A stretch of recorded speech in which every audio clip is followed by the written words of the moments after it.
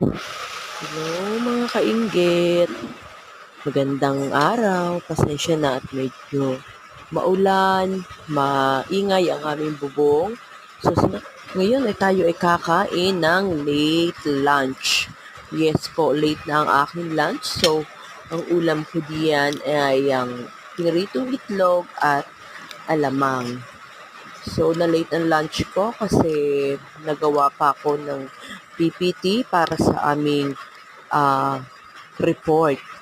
Ayan. So, dali-dali na rin yung pagkain ko diyan sapagkat may darating akong kaklase na gagawan ko pa rin ng report. So, actually, hindi ko naman talaga ako yung gagawa ng report. Kumbaga is, i-help ko lang siya sa paggagawa ng PPT at yung pagpili ng template na gagamitin. So, yan. Enjoy lang natin yung pagkain, mga kainggit. Thank you for watching.